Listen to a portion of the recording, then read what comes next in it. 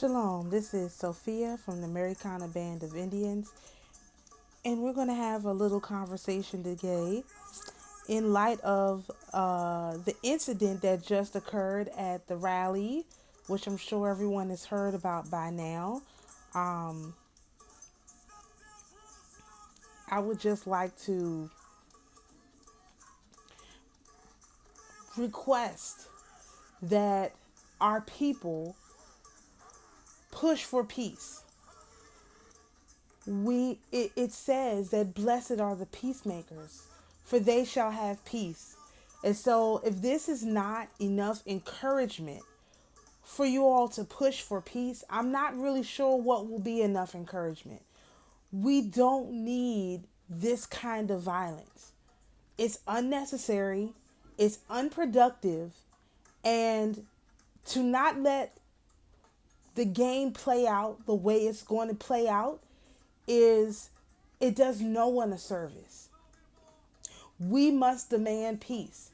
And if more of our people would gather together and demand peace, what is necessary, this thing would be a lot different. But there are a lot of people who refuse to demand peace.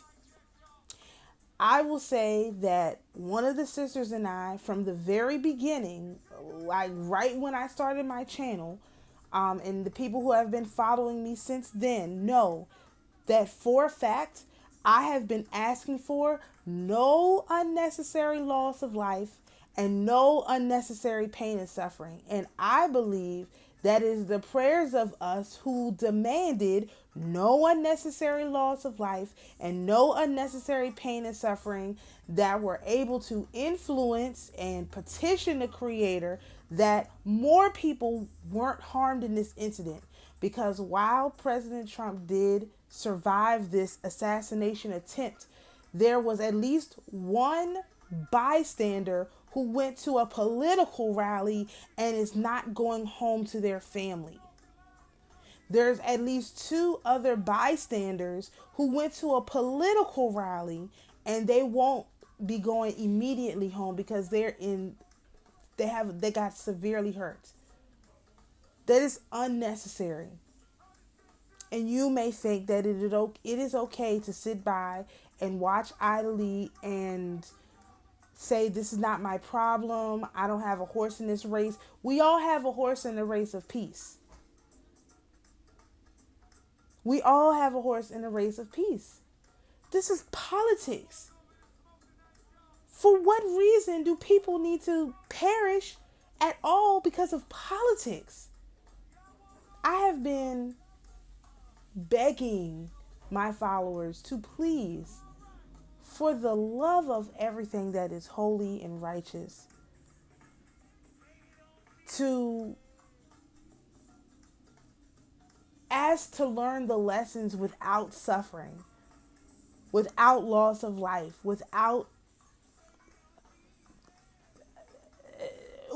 trauma. And it's not enough people who are taking that seriously. So I am, again, coming to petition you all to push for peace. First and foremost, before any other message, push for peace. We can all learn the lessons that need to be learned without violence. It's unnecessary. And thank goodness for the praying grandmothers that have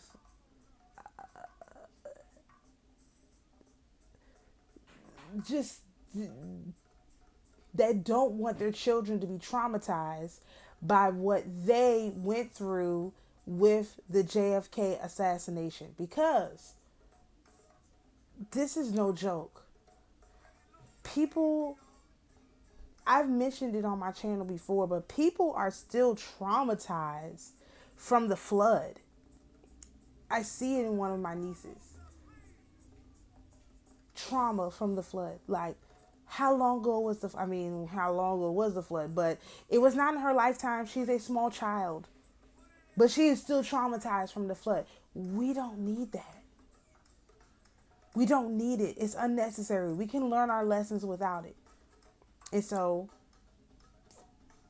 first and foremost, we need to push for peace. I'm requesting that all of you all push for peace. I don't care what everyone else is talking about. We need peace. We can have a peaceful election, fair or unfair. Could at least be peaceful. This is taking a frightening turn for the worse.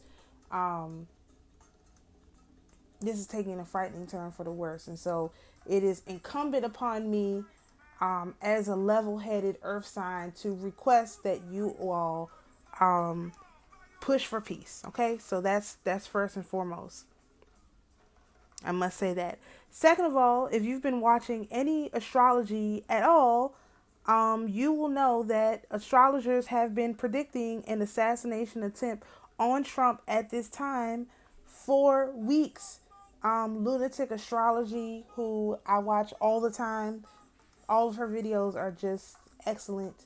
She's a very good astrologer. She has said, because of Trump's placements in his chart, that this conjunction that's happening on Monday is going to be particularly scary for him. She literally said, like, I'm worried about assassination attempts because Uranus is going to be conjunct Mars on Algol. Like, literally, like, this is what this is about.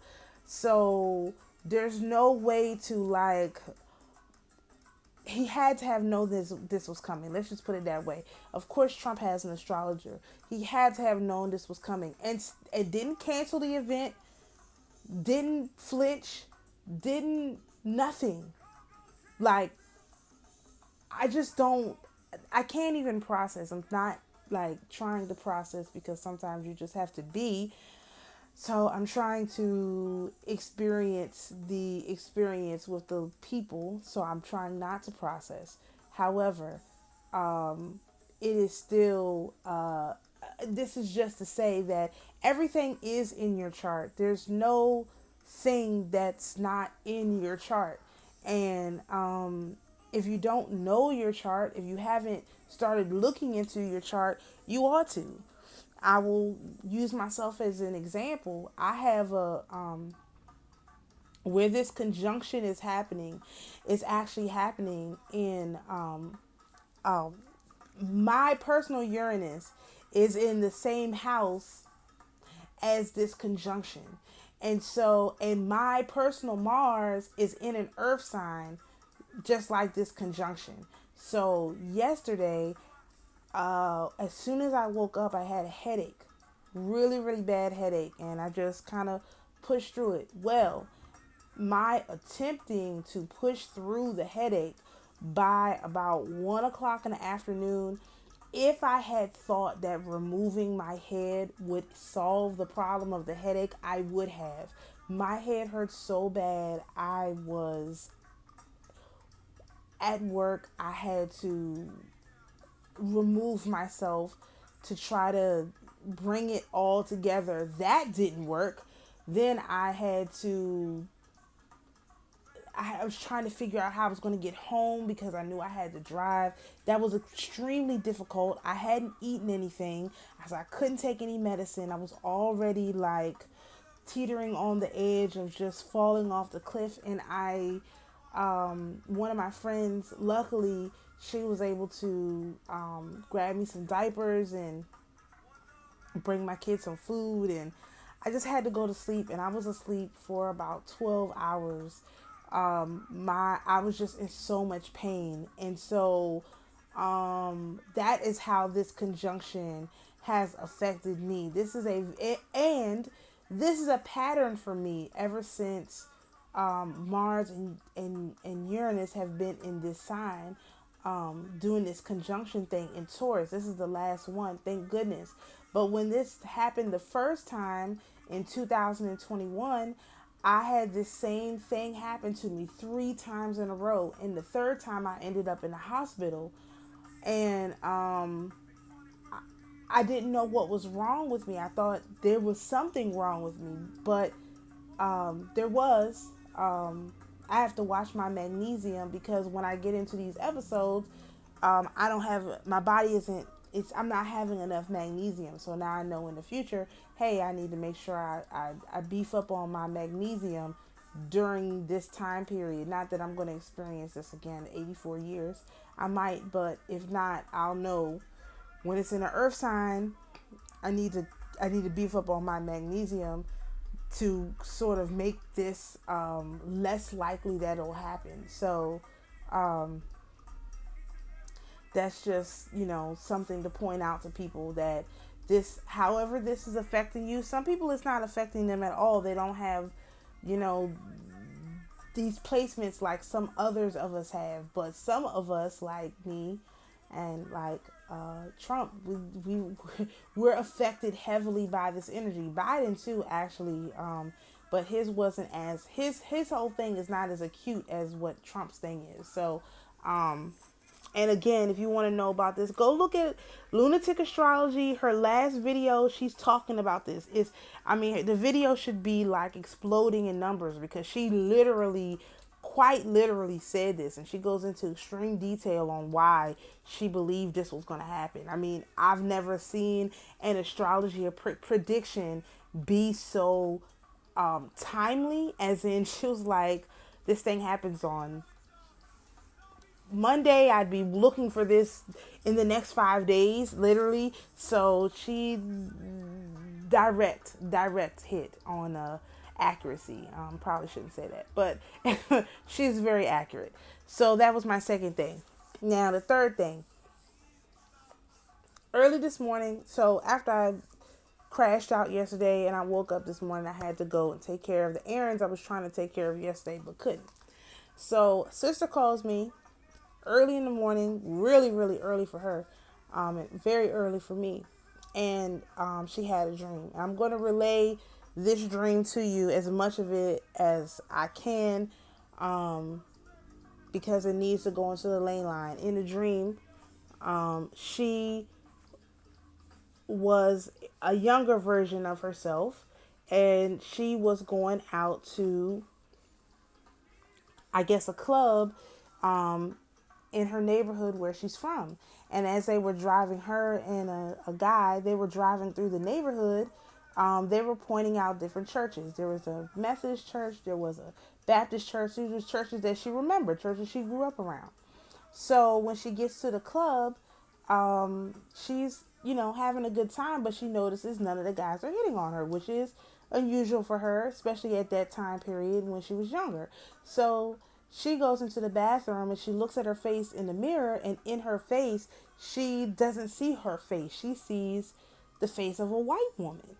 And she's confused by this, because she knows it's her, but she looks and she sees this white woman. So then she turns around, and the woman she was looking at in the mirror has the face that she saw in the mirror that wasn't her face. So she looks at the woman, and the woman is like, oh, you need some help? I can help you with that. And she gives her a card. Hopefully I'm telling this right. So she's like, oh, okay. And she takes the card and she walks off. She doesn't do anything with it. The woman who she looks at tells her, oh, you can hex him. And she gives her a card. And she's like, okay. So she doesn't use it. She walks off. So she realizes that this woman is a demon, right? And so she sees the lair where the demons operate out of. And this is my interpretation, but it looks like a government office building. And so in this office building, all these demons, they only have one card. They only can do the one thing that's on that card, and they can do nothing else. They don't have anything else. They've only got the one thing that's on that card, right? And so, and she said that it smelled like the stench of death, like dead bodies. It was a very, very powerful, very strong smell, like dead bodies. So then there was a guy. He was there was a girl who was trying to hex this guy. And the guy comes up to the girl, and she says to him, because what happened was the guy and the girl were about to be married, but the guy left her at the altar. So I guess one of these demons had offered her to hex the guy because he left her at the altar. So the guy comes up to the girl, and she's like, and basically he's like crying, like, I just wanted to be free. Like, I couldn't be a slave to this anymore. So he was like, first it was football, then marriage.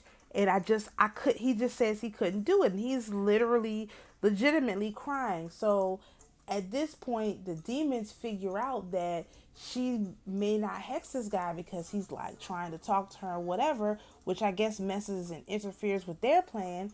So they come chasing after him. So this guy is now running down the street, full blown running, and they're chasing after him. I don't know if it's in a car or on foot. I can't remember, but they're chasing after him. And all of a sudden, a black woman pulls him up these big giant steps into a White House. And that was the end of the dream. So as she's relaying this to me, I'm getting all kinds of like, oh, okay. Oh, that's interesting. Oh, and also like the phone was like not like working well. All kinds of weird stuff going on. So it's like, okay, they really trying to figure out if we know what's getting ready to happen, right? So let me remind you now, this is this morning. This is this morning. And so I'm like, that's interesting. And the fact that he got pulled into a White House, well, that could be like a church. Churches are typically white. And she said with the big steps and stuff like that. I'm imagining like, y'all know what an Ebenezer looks like that kind of church. And I've seen lots of white churches. So I was like, wow, that's really interesting. And so I was going to make this video earlier, but I'm glad I waited so that I could combine all this stuff together. So, like I mentioned, we have been wondering. No. Yeah, like I mentioned, let me start with that. Like I mentioned, we have asked for no unnecessary loss of life and no unnecessary pain and suffering. That event that happened, it could have been a lot worse. The sister reminded me of the incident that happened in Las Vegas where that person was doing something from the hotel, and way more than one person was removed from the game. And I just feel like because it was a black woman that pulled this guy into a White House, our constant and consistent demand for peace, for no unnecessary loss of life and no unnecessary pain and suffering, has been heard by the Creator. And that was confirmed this morning before this whole incident ever happened. The second thing I would like to point out, and I'm hoping that this will be helpful to you all moving forward. We now know how the demons operate, which has been a question that I've had for a long time, because we are fairly sure how the Creator operates because we can see that. But it's much more difficult to see how the demons operate. So let me expound on that part. Each of the demons had a card. One card. They could only do one thing. If you follow anybody, whoever it is you're following, and they can only lead you to one place, they cannot lead you to multiple places, that is someone who is more than likely working with a demon or carrying a demon, and that demon only has one thing that they can do.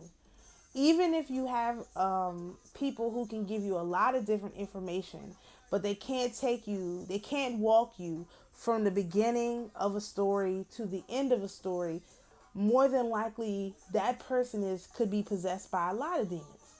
Now, if you have a person who can carry you from the beginning to the end, but it's not good, meaning there's a net negative loss, like you lose everything and you never get it back.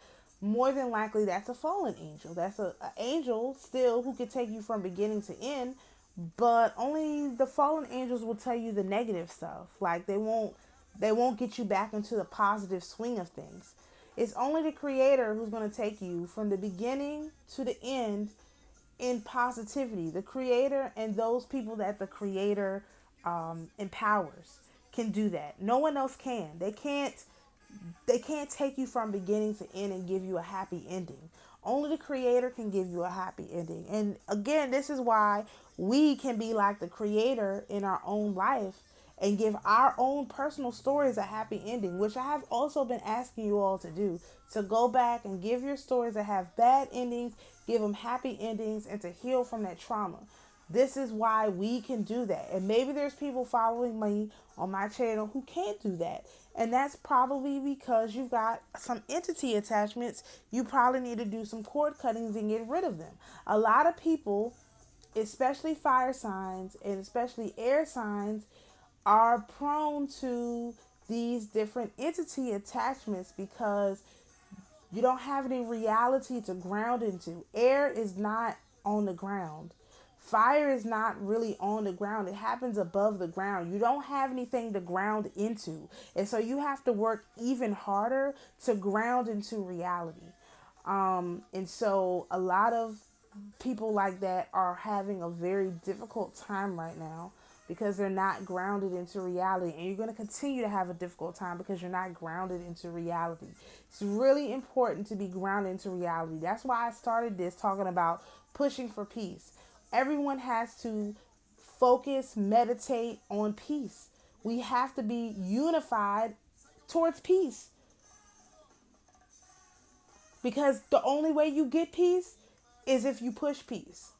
You get violence because you push violence. Another reason why this thing didn't go as far south as it could have is because, believe it or not, as a person who observes Trump supporters very closely, from my previous life as a conservative commentator, these people want peace. They're never pushing for violence. They're like, a lot of them have been in the military. They've been in the streets, some of them. They've been around guns and all this stuff their whole life.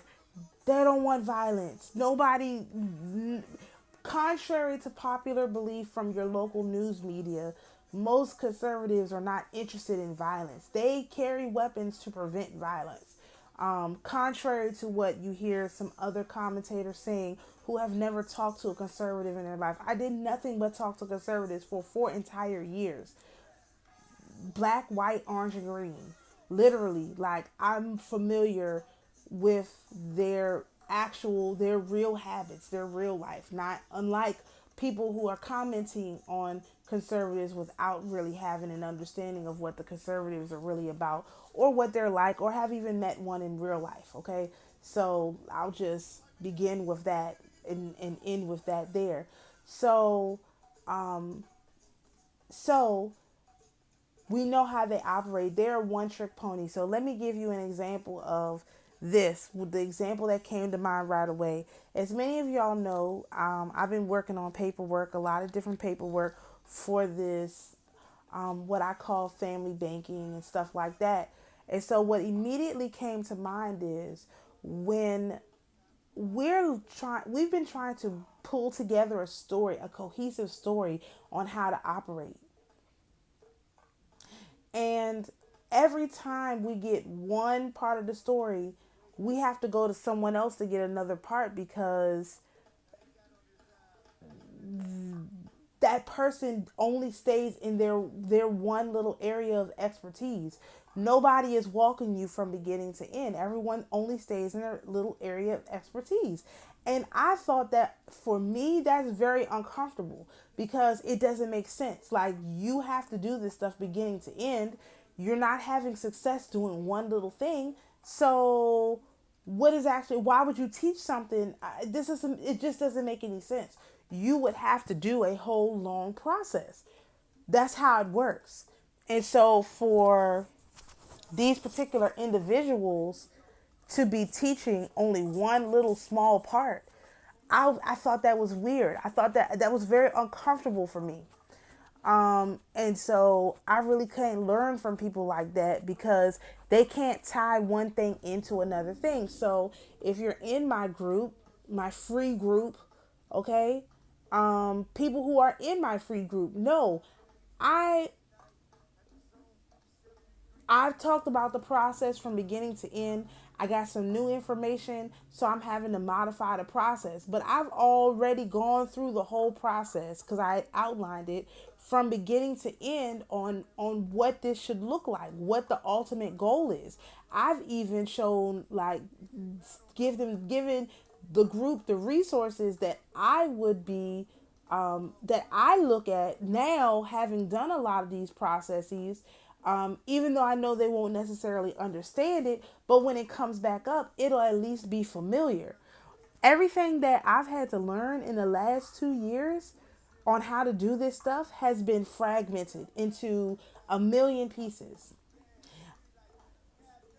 When I first started this process, I had a vision of what the end would look like. I knew it.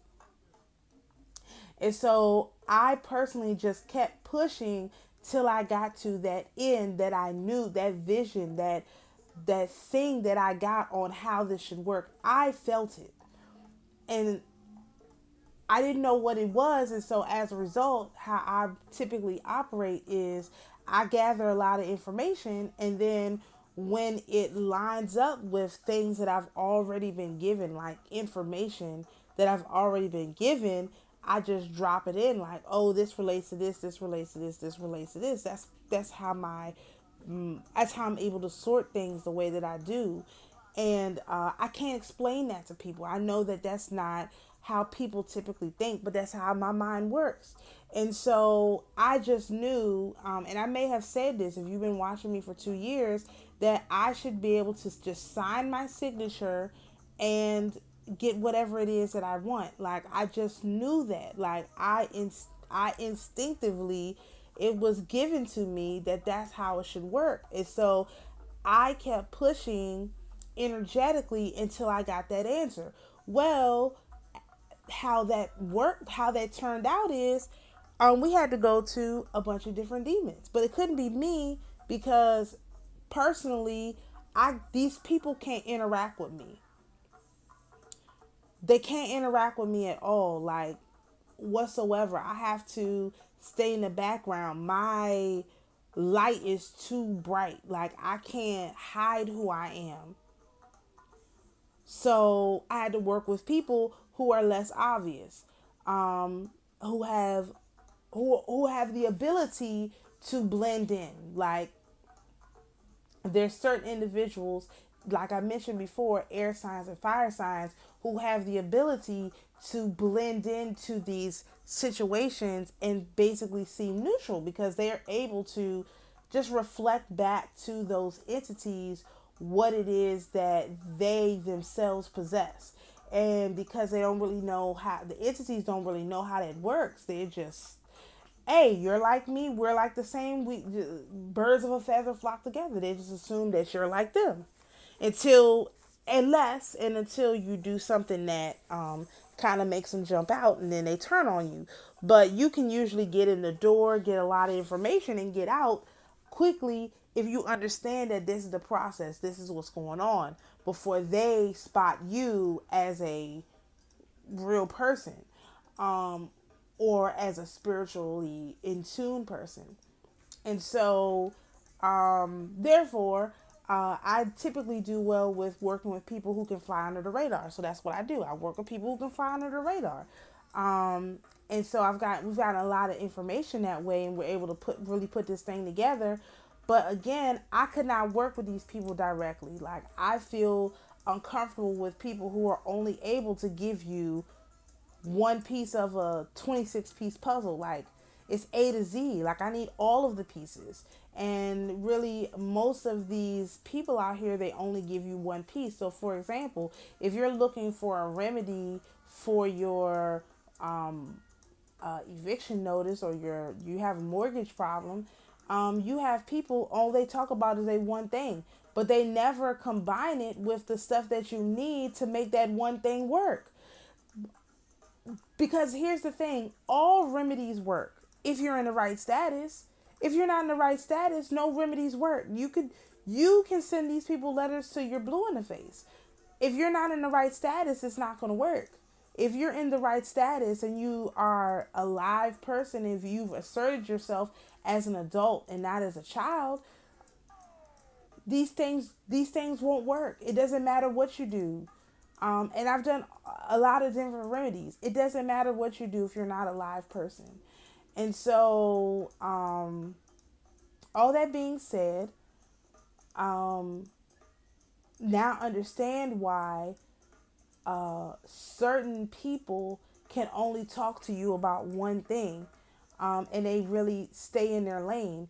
As you can see with me, we talk about a lot of stuff, and I refuse, and I have refused, and I will continue to refuse to not be all of who I am. No, I'm not going to forget who I was in the past and not use that information. I need all of that. It is my assessment that real people, like real players in the game, they need every experience they've ever had in order to win. Like if you, I'm showing my age, obviously, but if you've ever played the Sega Genesis games, like my favorite one used to be Sonic, right? And so I never played because I was horrible. I had terrible hand-eye coordination, but I would always watch other people play. And if you did not know the original moves that you learned at the beginning of the game, you could never beat the final boss at the end. Like, you have to use everything you learned at the beginning of the game. At the end of every level, whatever new skill you learned in that level, you needed that skill to beat that boss. And when you got to the end, you needed the skills you learned all the way down from the first level to the skill you learned in the last level to beat the final boss. Like, it's required.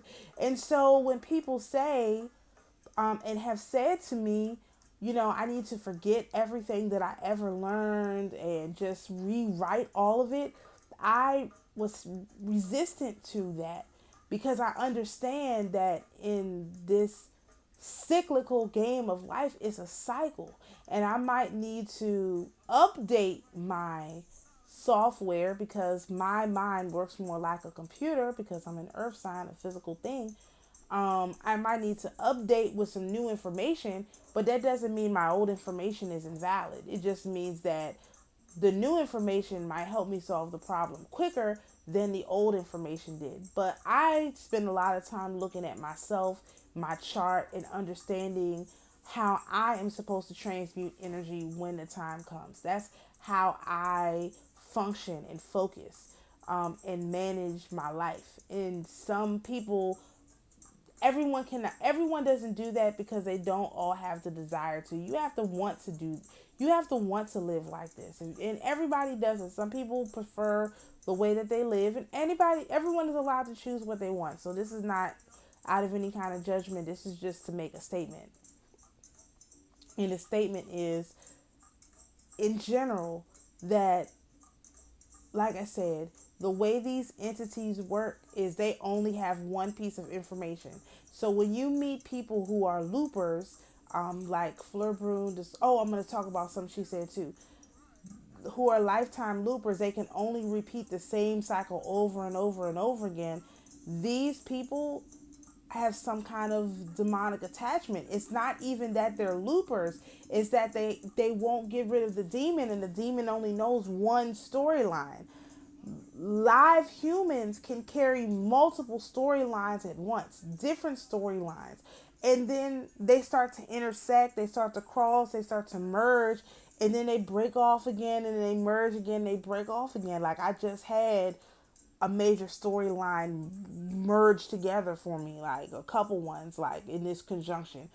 They all merge just like a conjunction. They all conjunct together, and then they'll go back out their separate ways, and then something else will come and it'll conjunct together. That's the wave. That's the flow of the energy. And as above, so below. As the planets conjunct, That's how we are. We merge together for a thing and then we separate. We merge together and we separate. That's kind of how it works. And so living entities are able to do that. Uh, entities and persons who are demon possessed and just in general the demons, they don't operate like that. They operate in a straight loop. They can only do the same thing over and over again. They can't go to they can't get you from point A to point B. They can't get you from A to Z. They can only get you point A. Then you got to go to another one for B. And so, also in the dream, the person had to do the things in order to hex this person. So, for example, a lot of people doing magic, which I highly suggest against, especially now that we've got new instructions, which is what the background of my thing is here. Um,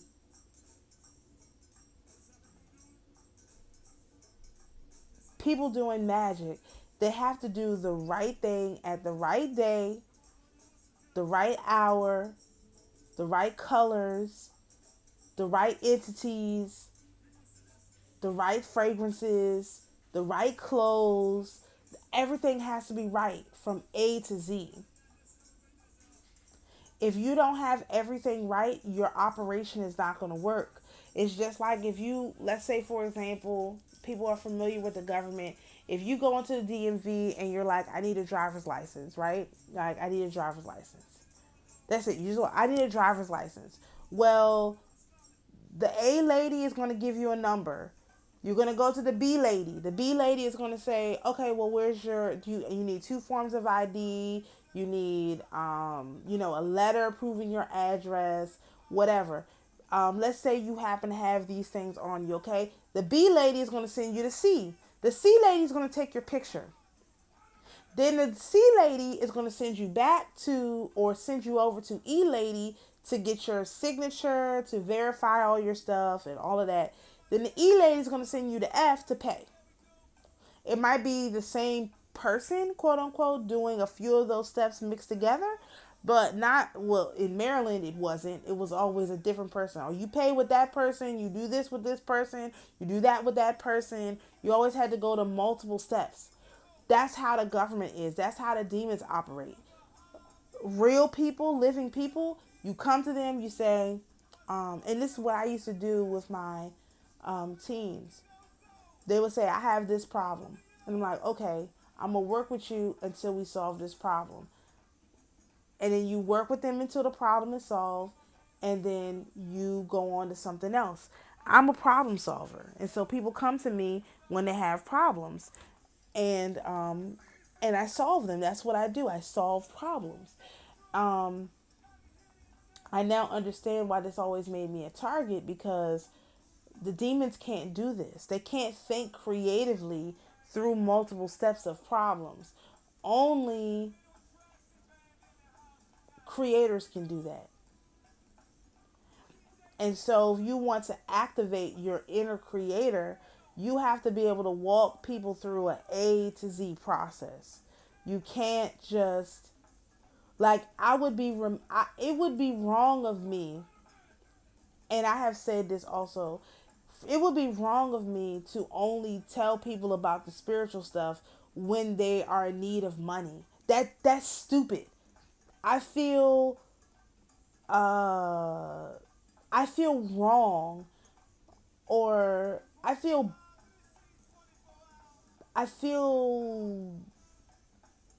anger, because I have a lot of Mars energy. I feel extreme anger when spiritual people are asking for money, but they don't have any solution to get you money.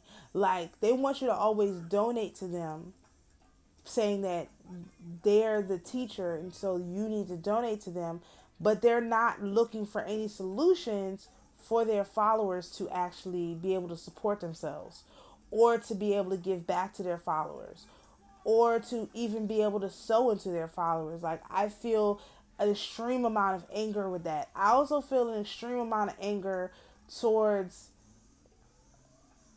spiritual people who gatekeep information that's free. I feel a strong anger towards anyone who gatekeeps information, even if it wasn't free, because if you don't decide, like for example, I talk about this frequently. I feel uncomfortable with charging for information, right? I charge for readings because that's a personal look. I do channeling. I deliver you a product, right?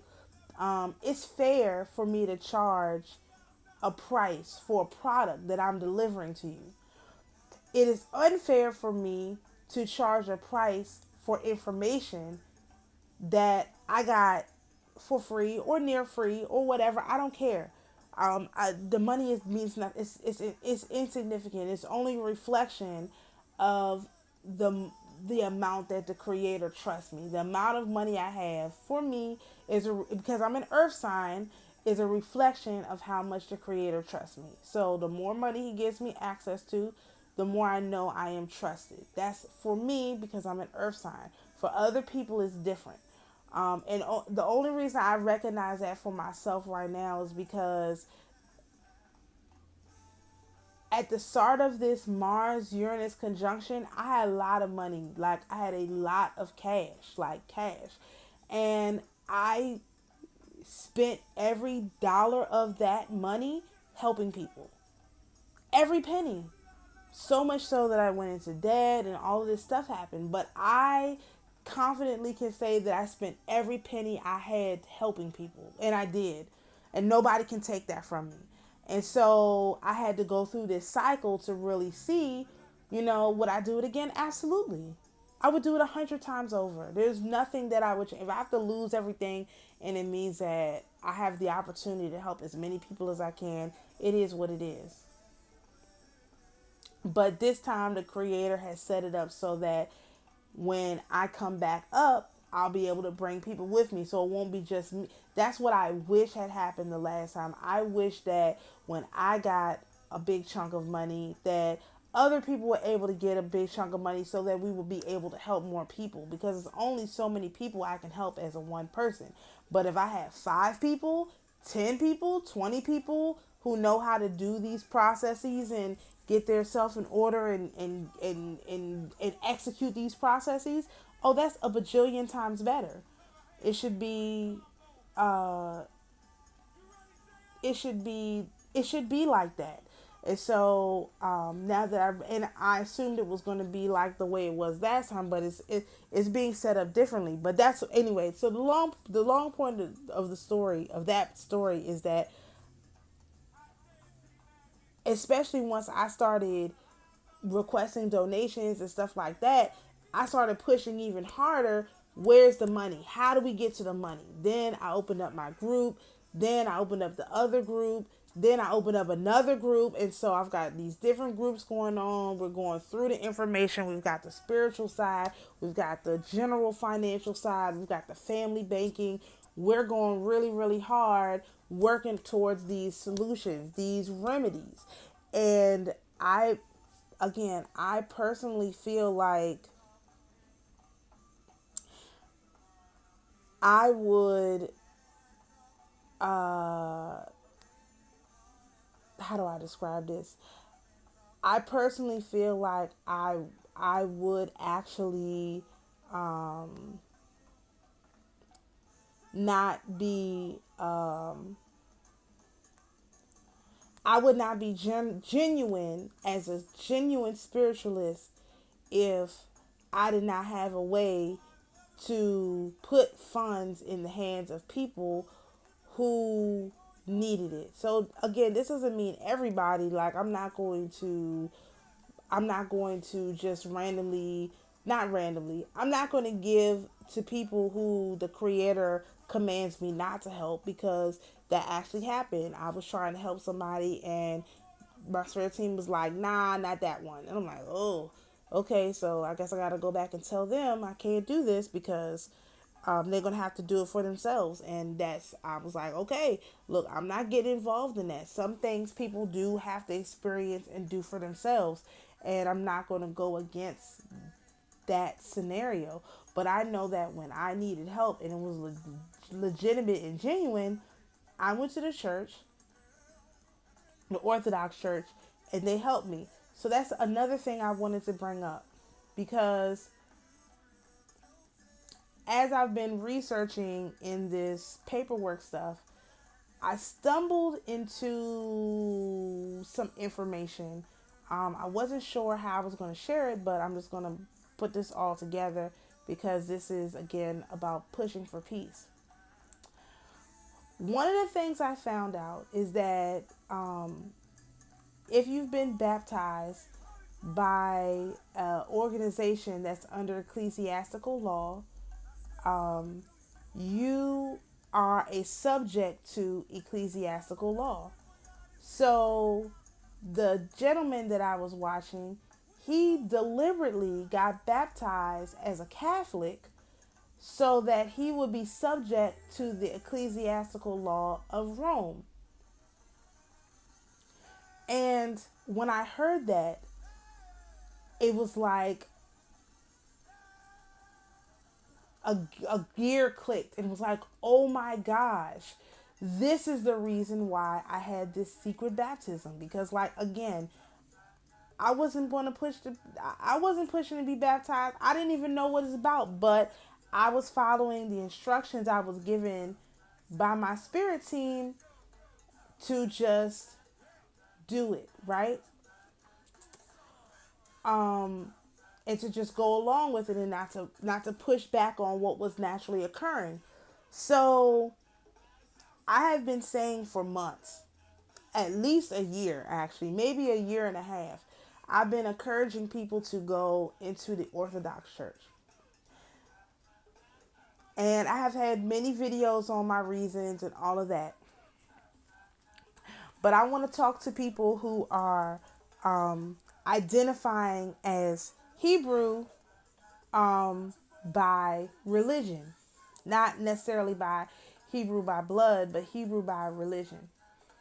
And I want to ask you a question, and I want you to think about the answer, and then you may need to do some reevaluating. And the question is this: if you were taken into a Hebrew court, a Jewish court, would you be given a fair trial? Because when you take on the Hebrew Jewish faith, the Jews own Hebrew faith. They own it, okay? It's theirs. Judaism is owned by the Jews, okay? If you had to go into one of the Jews synagogues, whatever, for a hearing, saying someone said you committed a crime, would you get a fair trial? Because the faith that you choose at this time is the faith you will be judged by. Now, some of you all, that's not a problem. You think you would be judged fairly. Okay, that's fine.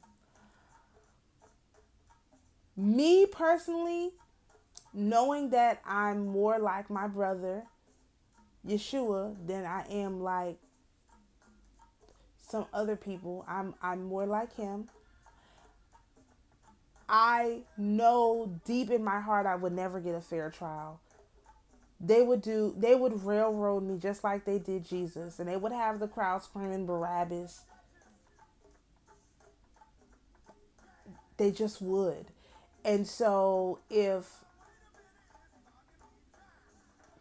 nor would I get a fair trial if I went to into a Catholic or the Roman Christians, which is Catholic, Protestant, non-denominational, Baptist, Methodist, all of those. I would never get a fair trial because, again, being more like my brother, they would also say I was not this enough. I was not Christian enough. I was not that enough. I was not this enough, that enough. I feel like personally, having been in the Orthodox Church, met the people and the priests, not the Ortho Bros online, because they are some they're going to have a very tough lesson to learn, but it's not going to be taught by me. It's going to be taught by someone else. That's not my mission to deal with the Ortho Bros. I'll do it if I have to, but I prefer to stick with my people. But I feel like I did go into the Orthodox Church and I asked for a fair trial and I was judged fairly and I got a positive result. Meaning I was evaluated for my attendance and my behavior and my questions and the way that I conducted myself, and I was invited to take in the sacraments. And I didn't ask, I was invited. And so me personally, I feel like I got a fair trial. I got judged fairly. And one thing that people say about me at church is that they're always glad when they're standing near where I'm standing, because I'm a very good singer and I do the harmonies and all that stuff, and I make things sound better. That I'm a singer. And so several people have come to me and say, "Oh my gosh, I'm always so glad to stand by you because you're such a good singer." And I just say thank you. You know what I mean? And so that's been a real blessing to me. I do intend to join the choir, but I haven't gotten there yet. I'm taking my time, just like you would if you go join. If you move to a new country, you got to feel the lay of the land, get a little bit of comfortable, get everybody acclimated to what's going on, and then you would make your move. And so me personally, I do feel like I do feel like I have been judged fairly. I have gotten judged fairly, and that I was able to make my case to my priest and to the saints that I was someone they could. Um, I was capable of doing right by the spiritual gifts. Let's just put it that way. And so if you feel like, again, if you feel like you would be judged fairly if you went into a Roman Christian church, if you feel like you'd be judged fairly by the Jews, that's fine.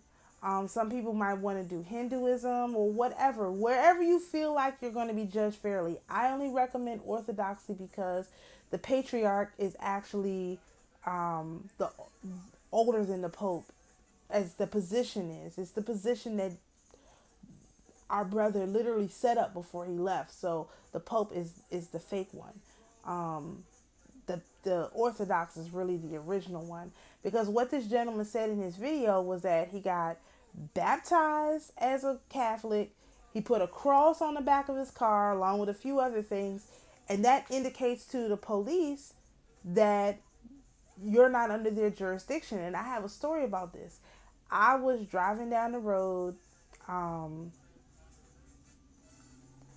and I might have been going a little bit too fast, just a little bit, but I definitely was unbelted. And so I was like, oh my goodness, this guy is going to pull me over. And he pulled out, he saw me, he pulled out, saw my cross on the back of my car, and went around me. Literally. I was like, he was about to get me. What's going on here? He ended up pulling over someone else.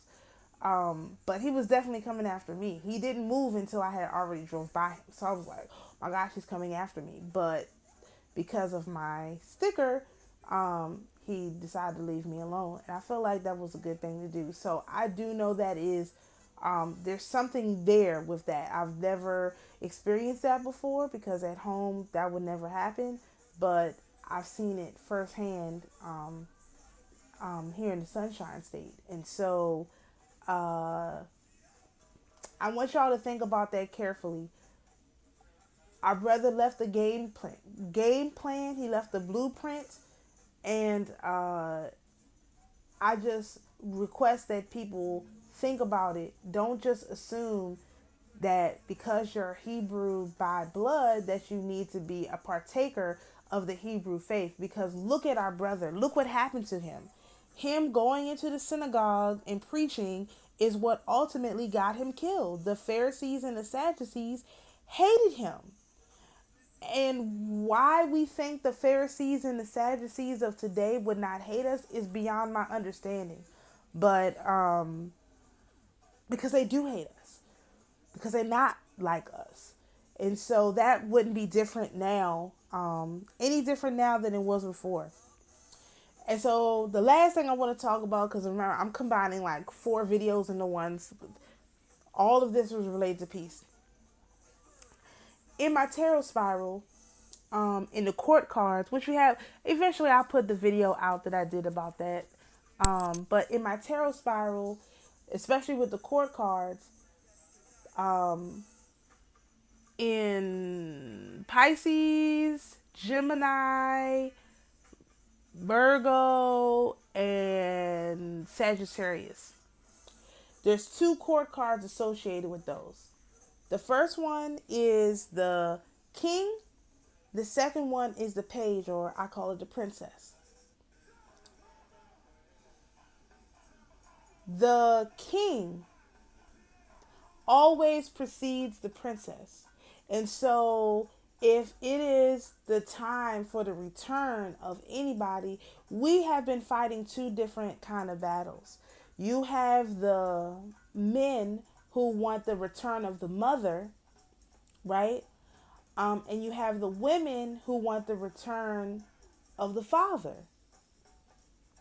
And the reason why the men have to have the return of the mother is because they are empowered by the mother energy.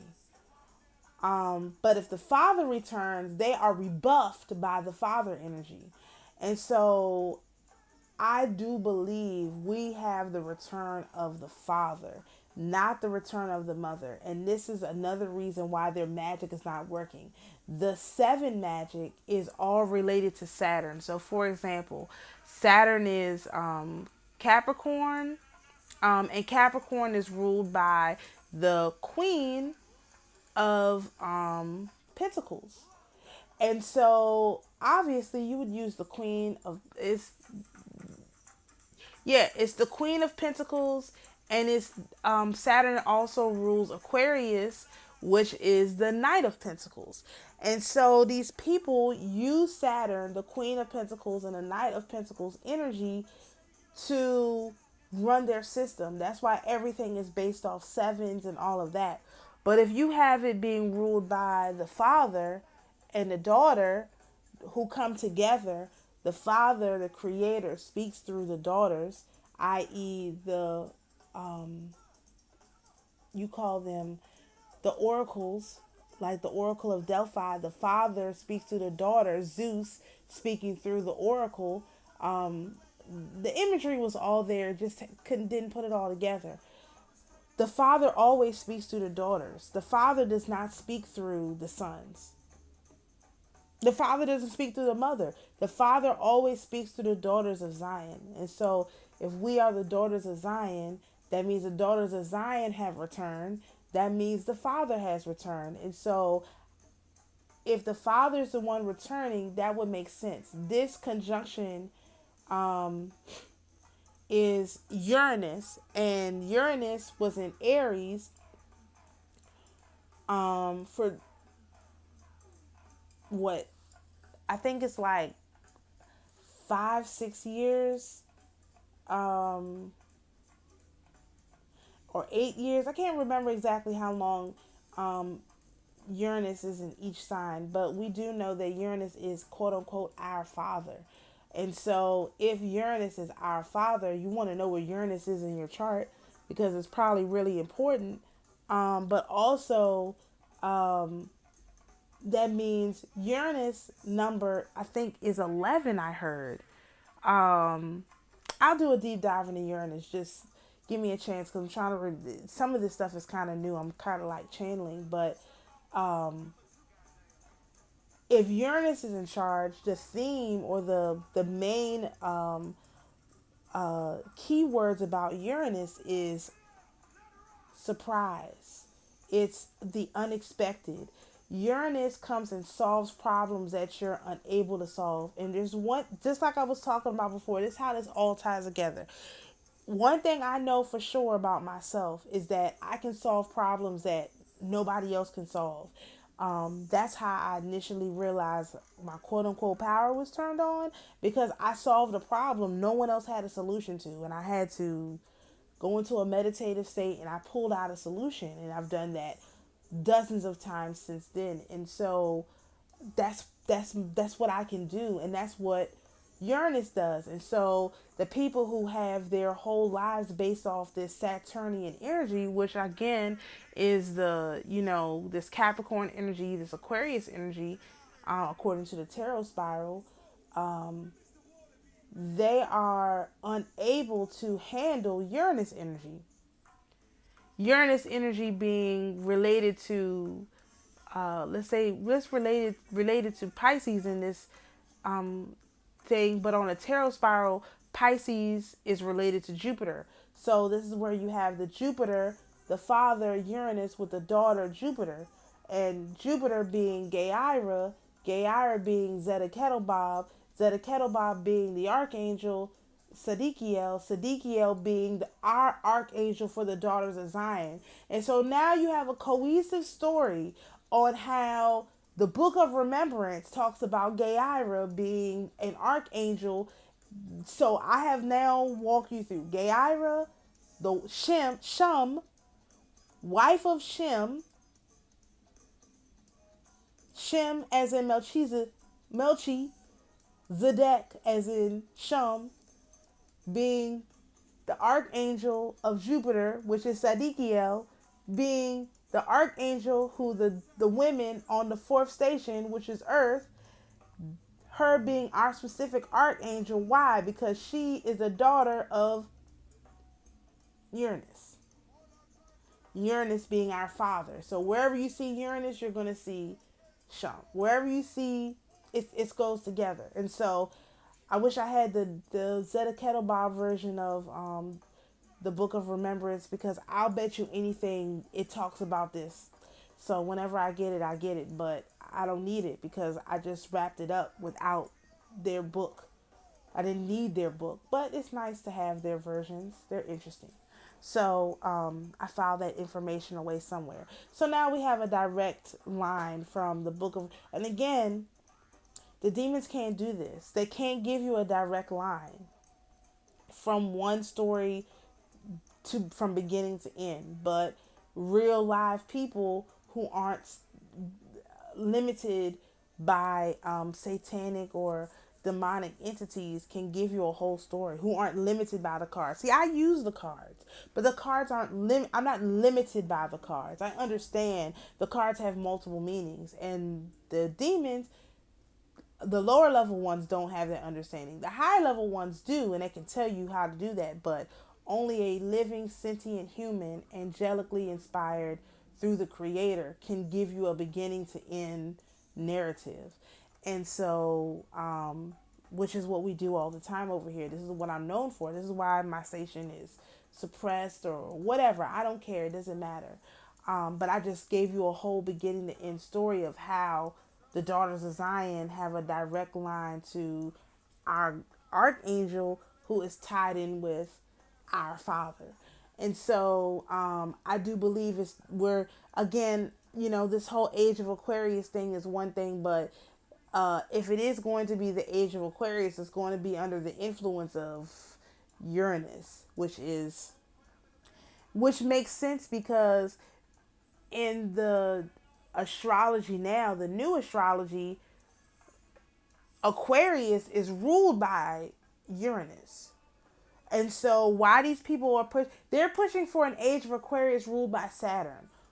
But we have an age of Aquarius ruled by Uranus too. And so this is where the fight has been. Is this going to be the age of Aquarius ruled by Saturn, which is order 777, jackpot based on that dollar bill money? Or is this going to be a age of Aquarius ruled by Uranus, which is our father, which is shock and surprise and making the tough decisions and doing things out of the ordinary to get out of the ordinary responses, which one is it going to be? And so honestly, the answer is the one that I want. We're going with our Father. We already made the decision. And just to prove that, I made a video the other day. It was 9 minutes and 11 seconds. So before this whole thing even happened today, I already knew a 911 situation was coming. I recognized that like yesterday, and I was going to again put it in my video, but I didn't know what it meant. But now I know it was a 911 situation that was coming for myself yesterday and then for Trump today. So just to wrap it all together, like, we're getting lots of signs and synchronicities and stuff like that, but it's not just signs and synchronicities no more. It's the game is modifying itself for our rules, because our Father is not going to put us here without rules that make sense for us. So you have to step up and take charge of that. You have to show that that's what you want. You have to show that you're ready. And our Father has sent all of the saints to help us transition through this period without too much pain and suffering. I've also been requesting personally that people get what they can handle. So some people can't handle managing, large sums of money right away. They need to work their way into it. So I've asked, does everybody have what makes them happy? If some people need reparations to do that, let them have reparations. It doesn't matter. Give the people what they need. Whatever the people may need, give the people what they need. Obviously, the people needed a wake-up call with this attempted assassination attempt and this, rest in peace, Lord have mercy to these poor people who have been injured by this senseless violence. But obviously this is what the people needed. This is the wake-up call. This is your wake-up call. And so I listened to the Hebrew Rose video that she put out the other day. This is the last call for you to make your decision on what you're going to do. You either to wrap the whole Orthodox thing up in a nice bow, I forgot to mention this, I'm sorry, because I remember the Hebrew Rose. Putin is an Orthodox, a Russian Orthodox, okay? The way Orthodoxy works, especially in Russia, if you do not have the support of the patriarch, you are not allowed to take communion. Communion is a very, very sacred rite, and you only get the opportunity to take communion if you have been baptized and if you are in good standing with the church. You cannot take communion if you're not in good standing. Period. It doesn't work like that. And so if Putin still receives communion after he announced that we have a black Messiah, right? Jesus was black. Then that means the patriarch of the Orthodox Church of Russia must approve that, because they wouldn't allow him to continue to take communion if he didn't. And so I do agree with the Hebrew Rose. I agree with her on that for sure. That would not be that was not insignificant, but that should have been your wake up call to come and look at Orthodoxy and check it out. And I know a lot of people haven't. I know nobody has, actually, and it's fine. If it only had to be one quote unquote Hebrew that took a look at it and went through the whole process and stands in the gap as an intermediary for the rest, for the others, for y'all to come over and check it out, that's fine. Or for whatever religion that you feel you will get a fair trial. If you had to be put on trial for something that you were innocent, would you get a fair trial? Whatever religion you pick, these are all options to you. You have your choice of religions. That's not what it's about. It's just that for me, this is the one where I feel like I would get it. And it's also not the oldest one, but the oldest one. It's the one that the leader picked. Putin. Anyway, I'm not going to go into it. It's just, It's the one that was selected. It's the one that announced a black Messiah first. A black Messiah. Hinduism haven't announced a black Messiah. Nobody else announced.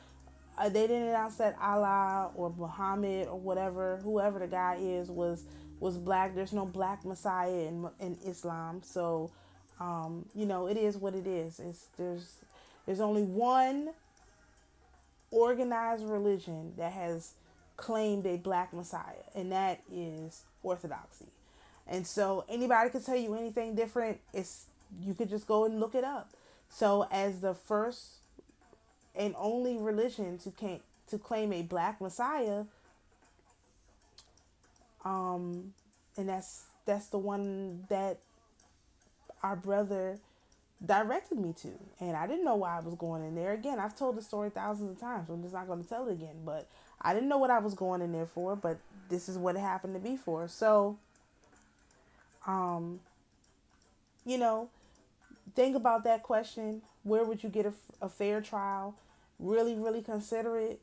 And it's not that you have to give up your Hebrew. You don't have to give anything. It's not about giving things up. It's about protection. And I feel like, me personally, I feel like I have a level of protection that I have never had from any religion I've ever participated in. I've done a lot of different Roman Christians, but still, I have more protection now than I've ever had. I feel like I have the whole army of saints encompassing me. Like, I have my own personal saint that's always with me. You know what I mean? I already did, but now I feel like I have one that's highly ranked, not just, my ancestors, my regular angels, my guides, but like an actual saint who knows how to manipulate the physical world and the spiritual world, that's giving me personal tips and tricks on how to get things done. So, for example, now when I need to do stuff, I just make a list. And then as I check stuff off my list, I'm putting like an emoji by it that is checked off the list. And so what that has helped me to do is to assemble my thoughts down into, okay, I need to do this and this and this, and to not get distracted or spend too much time worrying about stuff that I can't quite pull together. You know what I mean? Sometimes you just can't quite pull a thing together. And that's kind of like what's going on now. But because I have my list, I can go and look for a different solution so that I'm not stuck. Like, I can't do this until I do that, and not being able to do the part that I need to do. I can do the other things on the list. I can come back to the things that are giving me trouble, so on and so forth. I can find better solutions.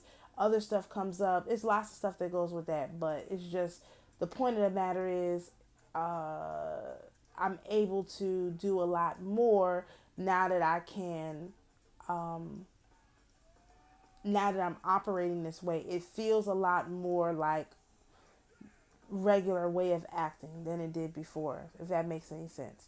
So I do hope that does make sense. I hope that this message reaches you all well.